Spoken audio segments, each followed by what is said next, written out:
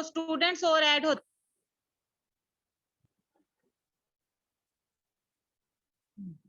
Last time जो हमने carbohydrates जो है उसका टॉपिक फिनिश किया था, और जैसे कार्बोहाइड्रेट्स होते हैं ना, ऑर्गेनिक मॉलिक्यूल्स होते हैं, एनर्जी सोर्स का काम करते हैं। इसके अलावा उनके वेरियस मॉलिक्यूल्स हैं जो हमारी बॉडी के डिफरेंट पार्ट्स में डिफरेंट डिफरेंट रोल प्ले करते हैं। और अगर हमारी डाइट में से कार्बोहाइड्रेट्स एब्सेंट हो जाएं या माइनस हो जाएं तो ऑब्वियसली हमारी बॉडी सही फंक्शन नहीं कर सकती है, क्योंकि कार्बोहाइड्रेट्स इनटेक जो है वो और भी बहुत सारे प्रोसेसेस को उसके साथ मिलाकर उनको भी बूस्ट अप कर रहा है। तो इसी तरह ही जो लिपिड्स हैं वो भी ऑर्गेनिक मॉलिक्यूल्स हैं, वो भी कार्बोहाइड्रेट जिस तरह आपकी बॉडी में एसेंशियल हैं, उस तरह ही लिपिड्स भी एसेंशियल हैं हमारी बॉडी के लिए। जिस तरह कार्बोहाइड्रेट्स एनर्जी सोर्स का काम करते हैं, उस तरह ही लिपिड्स भी एनर्जी सोर्स का काम करते हैं। लेकिन क्या है कि कार्बोहाइड्रेट्स की हमने 4 मेन क्लासेस पढ़ी, सैकराइड से, डाइसैकराइड से, ओलिगोसैकराइड से और पॉलीसैकराइड से। लेकिन लिपिड्स जो है ना, इनकी इनकी काफी सारी फॉर्म्स जो है वो हमारी बॉडी में एग्जिस्ट करती हैं, और उसकी एग्जांपल्स में उन्होंने सारी चीजें एक्सप्लेन की हुई हैं। ठीक है, तो इसको हम स्टार्ट करते हैं। लिपिड्स क्या होते हैं, इतना तो इंट्रोडक्शन सबको ही होगा, सबको ही आइडिया होगा कि लिपिड्स जो है, लिपिड्स मीन फैट्स। और जो हमारी बॉडी में जितनी भी ये फैट्स की लेयर होती है, लिपिड्स की लेयर होती है, या जो लोग जो होते हैं ओबीज होते हैं, बता दिया है कि जो लोग जो हैं फैटी होते हैं, उनमें बेसिकली क्या होते हैं, ये लिपिड्स और फैट्स से एक्यूमुलेट हुए होते हैं। एक्यूमुलेट मतलब जमा हुए होते हैं। तो उन्होंने यही बात लिखी हुई है कि लिपो मीन्स फैट, यानी लिपिड्स का मतलब होता है कि फैट मॉलिक्यूल। अब इसकी डेफिनेशन क्या है कि लिपिड्स क्या होते हैं, ऑर्गेनिक सब्सटेंसेस होते हैं। जिस तरह कार्बोहाइड्रेट से, ये भी क्या होते हैं, ऑर्गेनिक सब्सटेंसेस होते हैं, और प्लांट में भी पाए जाते हैं, एनिमल में भी पाए जाते हैं। और पाए किस तरह जाते हैं, ये हेट्रोजीनस ग्रुप ऑफ कंपाउंड्स है।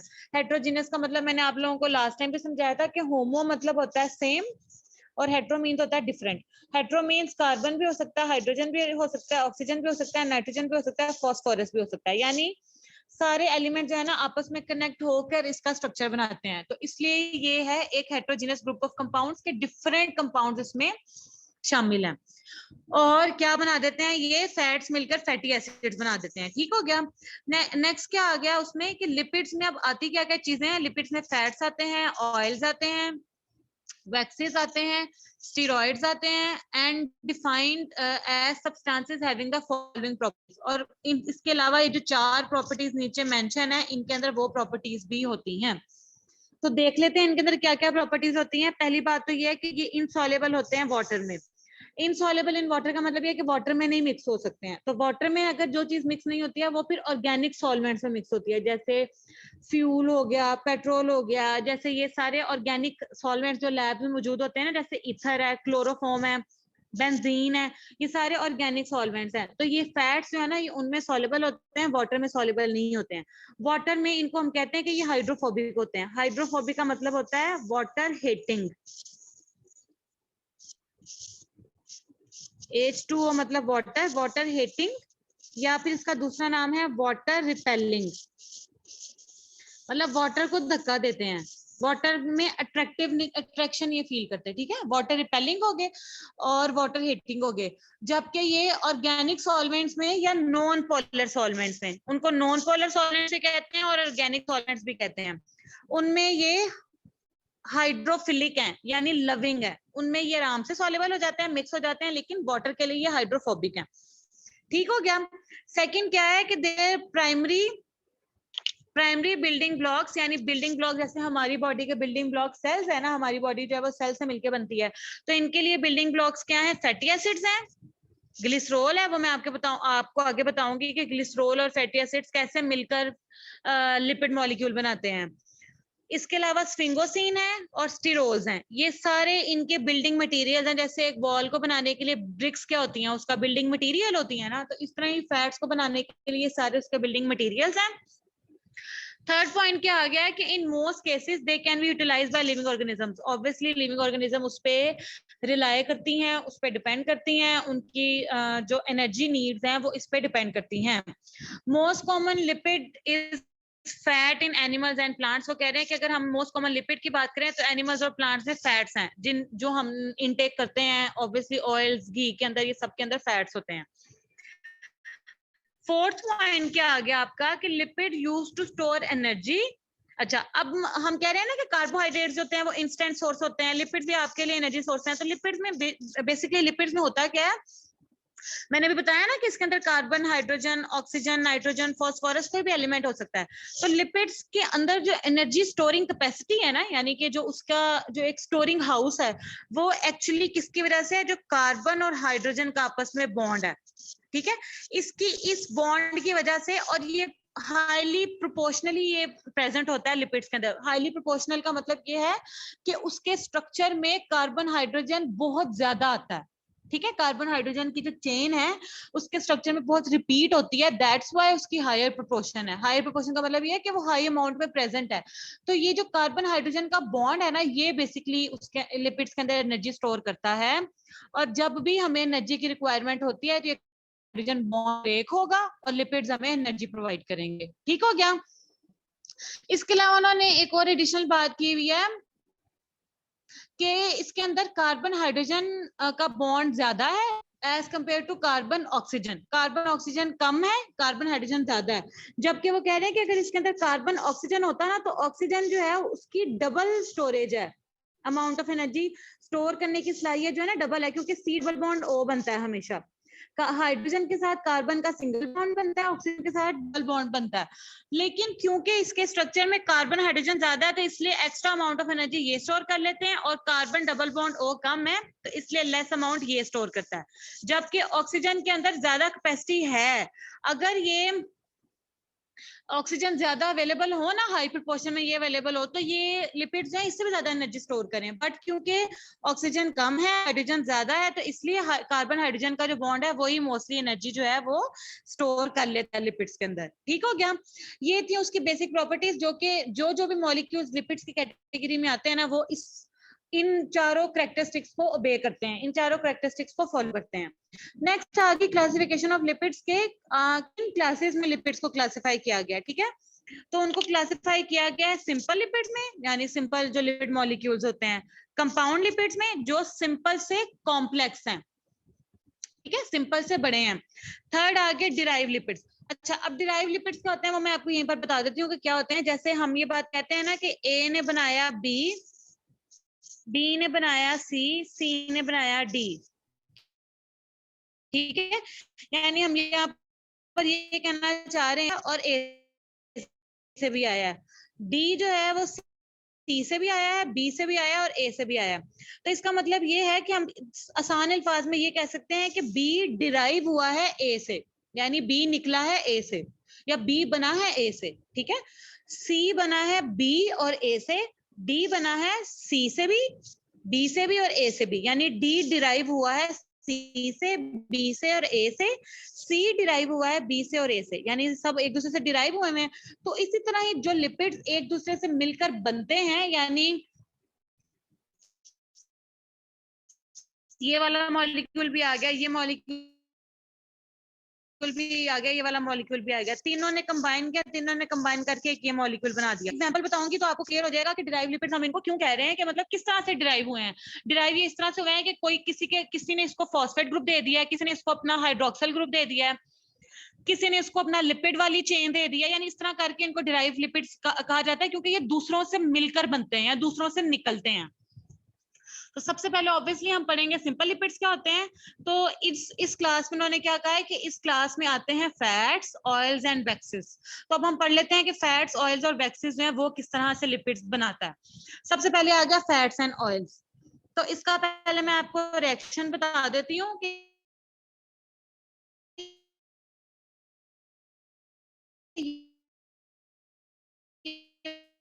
बनते कैसे हैं। बेसिकली होता क्या है,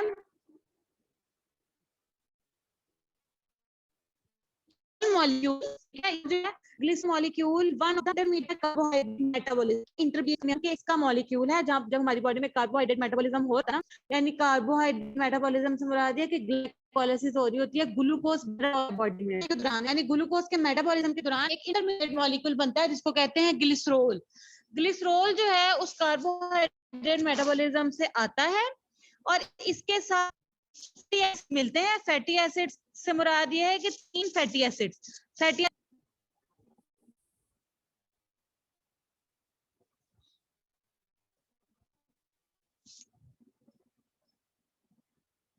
अच्छा, मैं क्या बता रही थी कि ग्लिसरॉल मॉलिक्यूल वहां से आ गया, यानी ग्लिसरॉल मॉलिक्यूल जो है वो हमें कार्बोहाइड्रेट मेटाबॉलिज्म से मिल गया, और प्लस इसके साथ क्या होंगे, 3 फैटी एसिड मॉलिक्यूल्स होंगे।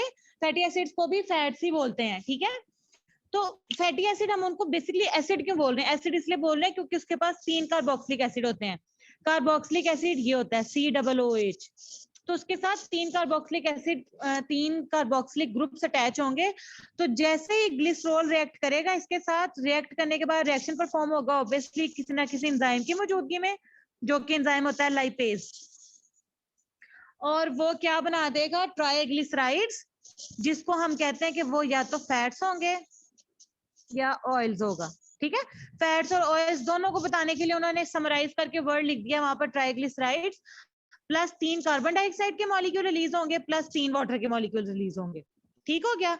और इसी को पहले उन्होंने इस तरह से थ्योरेटिकली रिएक्शन बताया, उन्होंने इसको इस तरह से बनाकर बता दिया कि आप ये देखो कि ये ग्लिसरॉल है, ये ग्लिसरॉल का स्ट्रक्चर है, इसके पास 3 हाइड्रोक्सिल ग्रुप्स होते हैं, OH, OH और OH, ये हो गया 3 ग्लिसरॉल का मॉलिक्यूल, और ये हो गया कार्बोक्सिलिक एसिड का मॉलिक्यूल, क्योंकि इसके पास 3 COOH ग्रुप है, ठीक है।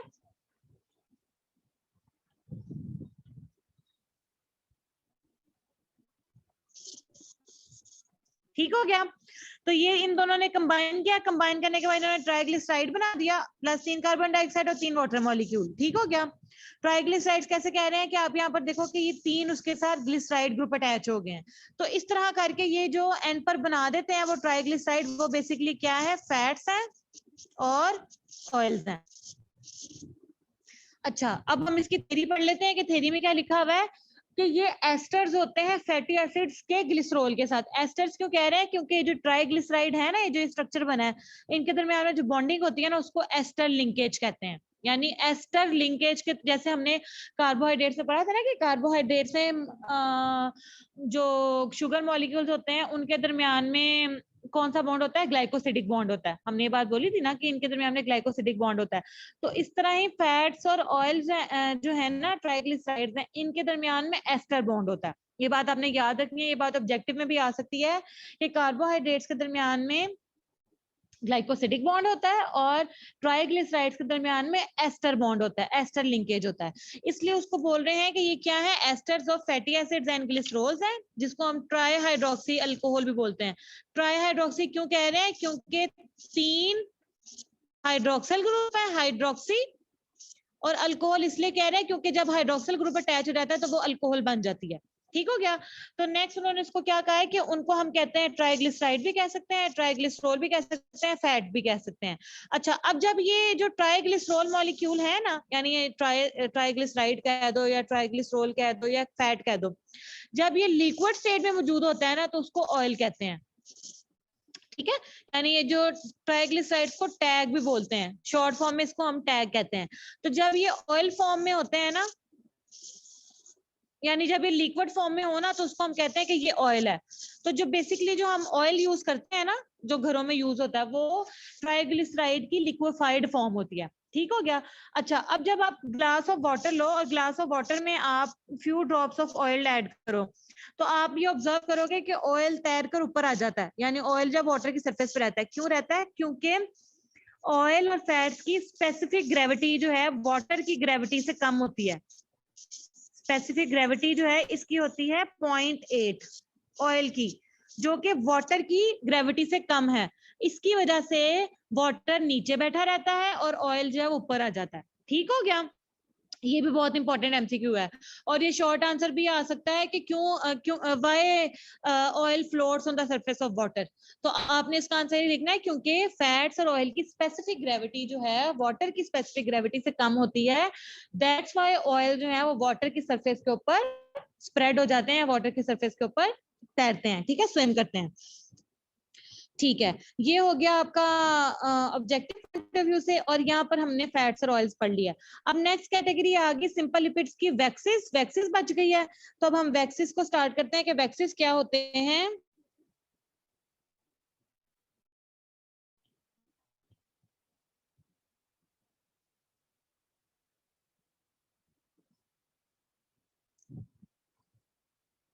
हाँ जी,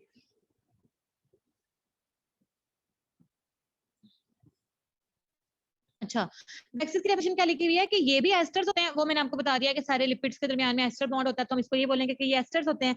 these are esters of fatty acids, मतलब फैटी एसिड्स के ऑब्वियसली ये एस्टर्स हैं, फैटी एसिड तो मौजूद होगा ही, with long chain monohydric alcohol. Monohydric alcohol का मतलब ये है कि इसके पास सिर्फ एक अल्कोहल होगा, यानी एक हाइड्रोक्सिल ग्रुप होगा। उनके पास तो तीन तीन थे ना फैट्स और ऑयल के पास, ये है 2 3 1 2 3, लेकिन जो वैक्सीज होते हैं उनके पास सिर्फ मोनोहाइड्रिक अल्कोहल का मतलब है कि सिंगल अल्कोहलिक ग्रुप है, यानी सिंगल हाइड्रोक्सिल ग्रुप है।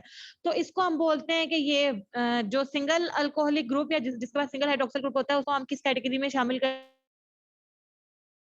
हैं कि वो फैट वैक्सीज की कैटेगरी में है, और उसका उन्होंने नीचे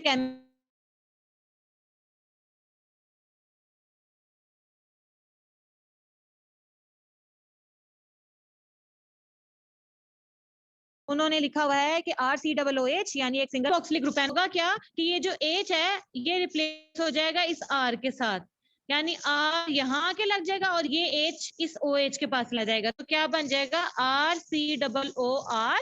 मैंने बताया ना, इसका H जो है उससे रिप्लेस हो जाएगा, तो ये R जो है ये इस H के साथ आके लग जाएगा, प्लस अब ये जो H था ये यहाँ से टूट के इस हाइड्रोक्सिल के पास चला गया, तो क्या बच गया H2O। तो इस तरह से ये रिएक्शन परफॉर्म हो जाएगा कि क्या बन जाएगा, उसके बाद एक मोनोहाइड्रिक अल्कोहल RCOOR बन जाएगा प्लस वाटर बन जाएगा। तो ये है वैक्सीज का रिएक्शन, ठीक है।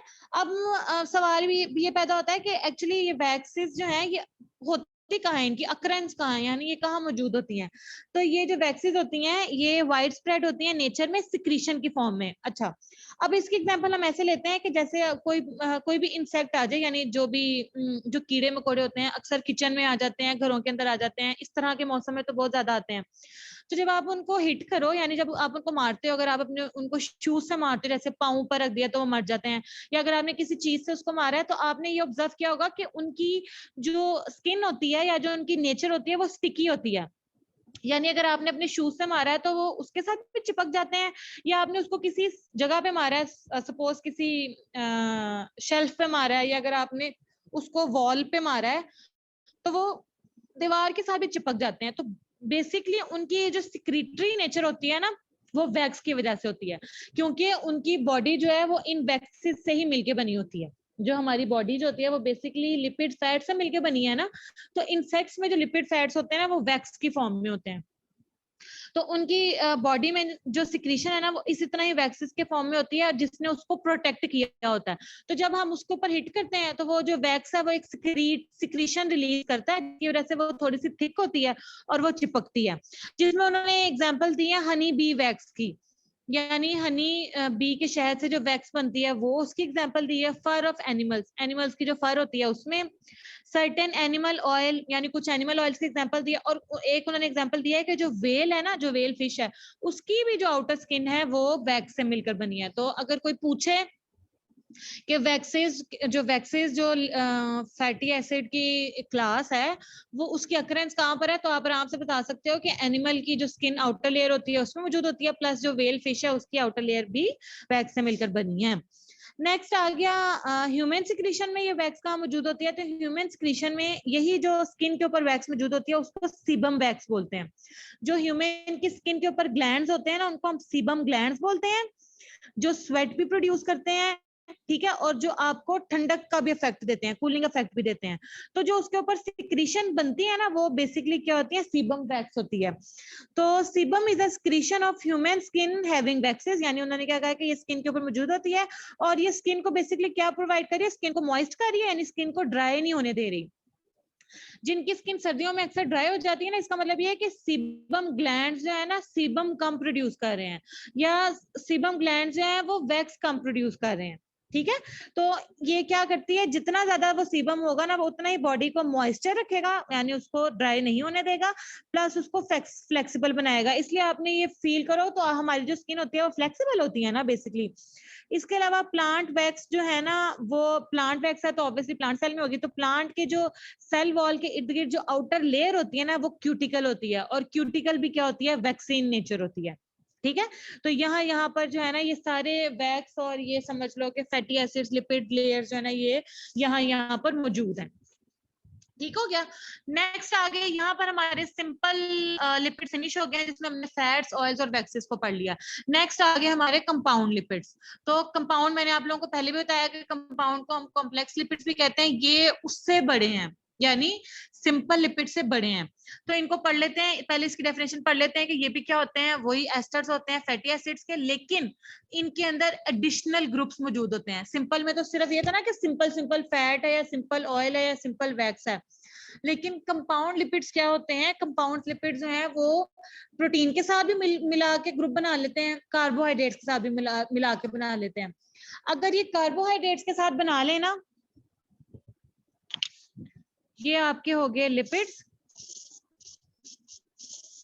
अगर ये कार्ब्स के साथ बना देना ग्रुप, तो इनको हम बोलते हैं ये क्या बन गए, ग्लाइकोलिपिड्स। ठीक है। अगर ये प्रोटीन के साथ बना दें तो हम इनको बोलते हैं प्रोटियोलिपिड्स, प्रोटियोलिपिड्स या प्रोटियोलिपिन। ठीक है।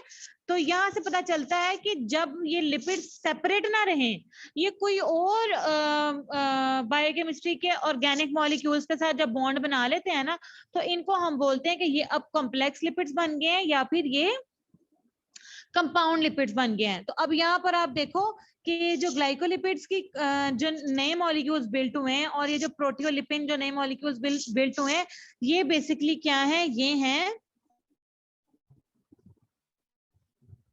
कॉम्प्लेक्स लिपिड्स या कह सकते हैं कंपाउंड लिपिड्स। ठीक है। क्योंकि ये दो बड़े बड़े यानी लिपिड्स मिला है, फिर कार्बोहाइड्रेट मिला है तो ग्लाइकोलिपिड बना है, लिपिड मिला, प्रोटीन मिली है तो प्रोटियोलिपिन्स बने हैं। यानी ये दोनों जो अब मॉलिक्यूल बने हैं ये बड़े हैं, कॉम्प्लेक्स हैं।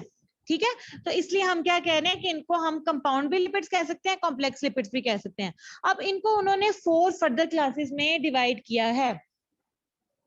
4 फर्दर क्लासेस कौन सी आ गई हैं? सबसे पहले आ गई ग्लाइकोलिपिड्स, यानी वही ऑब्वियसली कार्बोहाइड्रेट के साथ मिलेगा तो हम इसको बोलेंगे ग्लाइकोलिपिड्स, पहली वाली जो मैंने आपको बताई थी। तो इसको हम ग्लाइकोस्फिंगोलिपिड्स भी कह सकते हैं, यानी जब लिपिड्स जो है कार्बोहाइड्रेट्स के साथ मिलेंगे तो उनको हम ग्लाइकोलिपिड्स भी बोल सकते हैं और ग्लाइकोस्फिंगोलिपिड्स भी बोल सकते हैं। अब होता क्या है बेसिकली उनके अंदर क्या होते हैं, उसके अंदर होता क्या है, स्फिंगोलिपिड्स हैं तो उसके अंदर स्फिंगोसीन होती है, शुगर होती है। ठीक है। स्फिंगोसीन शुगर है। अब आपने ये याद रखना है कि इसके अंदर मौजूद क्या है, क्यों हम इसको कॉम्प्लेक्स कह रहे हैं, क्योंकि इसके अंदर कितना कुछ मौजूद होगा। पहली बात तो ये है कि इसके अंदर स्फिंगोसीन मौजूद है, दूसरी बात ये है कि इसके अंदर फैटी एसिड मौजूद है, तीसरी बात ये है कि एक और मोनोसेक्राइड शुगर है, और इसके अलावा इसके अंदर कोई ओलिगोसेक्राइड यूनिट भी हो सकता है जिसके अंदर 3 to 10 मॉलिक्यूल्स होते हैं। तो यानी एक लिपिड का मॉलिक्यूल है, उसने कितनी चीजों से कंबाइन किया, स्फिंगोसिन के साथ भी कंबाइन किया है, फैटी एसिड के साथ भी कंबाइन किया है, मोनोसेक्राइड के साथ भी किया है और ओलिगोसेक्राइड के साथ भी किया है। तो बन गया ना एक कॉम्प्लेक्स मॉलिक्यूल या फिर एक कंपाउंड मॉलिक्यूल। तो ये आपने अलग अलग याद रखना है कि ग्लाइकोलिपिड्स किससे कनेक्ट हुए हुए हैं, सल्फोसाइड्स किससे कनेक्ट हुए हुए हैं, फॉस्फोलिपिड्स किसके साथ, कि फॉस्फोलिपिड्स ने अपने साथ किन किन मॉलिक्यूल्स को मिलाया हुआ है, और लिपोप्रोटीन्स ऑब्वियसली पता चल रहा है कि लिपिड्स और प्रोटीन आपस में मिली हैं और लिपोप्रोटीन्स बन गए हैं। ठीक है। अब सेकंड पढ़ते हैं। सेकंड इसकी एग्जांपल में सल्फोसाइड्स है। सल्फोसाइड्स में क्या होता है, इसके पास भी एक स्फिंगोसिन होती है, यानी ऑब्वियसली एक ग्लाइकोलिपिड होगा। इसके अलावा इसके पास क्या है, एक स्फिंगोसिन है, दूसरा फैटी एसिड मॉलिक्यूल है, तीसरी शुगर मॉलिक्यूल है, चौथा क्या, फॉस्फेट ग्रुप है। यानी ये चार चीजें मिलकर क्या बनाती हैं, सल्फोसाइड्स बनाती हैं। तो ये क्या बनता है, कॉम्प्लेक्स लिपिड बनता है। थर्ड में आ गया फॉस्फोलिपिड्स। इन फॉस्फोलिपिड्स में क्या होता है, ये ऐसे लिपिड्स होते हैं जिनके पास क्या क्या होगा, अल्कोहल होगा, यानी हाइड्रोक्सिल ग्रुप। फैटी एसिड है एक मॉलिक्यूल, फॉस्फोरिक एसिड है, फॉस्फोरिक एसिड होता है H3PO4। ठीक है, फॉस्फोरिक है। और इसके अलावा एडिशनल में उनके पास एक N एलिमेंट होता है जिसके पास बेसिस अटैच हो सकती हैं। अच्छा, अब ये बेसिस क्या होती है, प्रोटीन्स में 5 बेसिस एग्जिस्ट करती हैं, एडेनिन, गुआनिन, साइटोसिन और थाइमिन। थाइमिन की